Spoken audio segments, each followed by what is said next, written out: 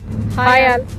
మనం ఏదైనా ఒక కొత్త పని మొదలు పెట్టాలి అని అన్నా, లేదు ఒక గోల్ పెట్టుకొని దాని వెంట నడవాలి అని అన్నా, మీకు గురువుల సహాయం కానీ, పెద్దల సహాయం కానీ, ఒక coach or mentor or guide support ఖచ్చితంగా అవసరం.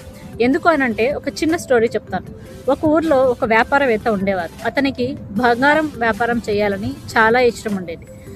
అలాగే అతను తవ్వకాలు మొదలుపెట్టి బంగారం వ్యాపారం చేయసాగారు.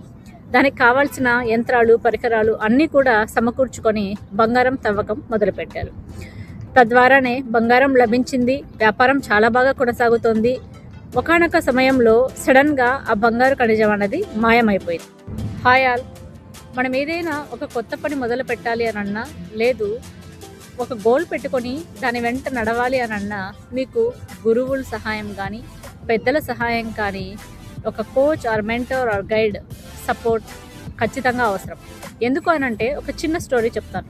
ఒక ఊర్లో ఒక వ్యాపారవేత్త ఉండేవారు. అతనికి బంగారం వ్యాపారం చేయాలని చాలా ఇష్టం ఉండేది.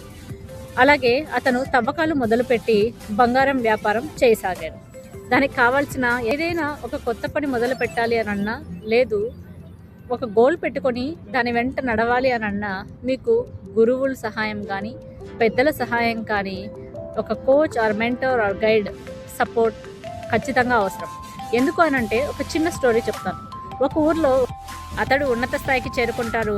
ఎవరైతే ఏమాత్రం ఆలోచించకుండా నిస్సహాయంగా ఆగిపోతాడో అతను మాత్రం చాలా చింతిస్తూ ఉంటాడు. ఈ తప్పుని నేను లైఫ్లో తిరిగి చేయకూడదు.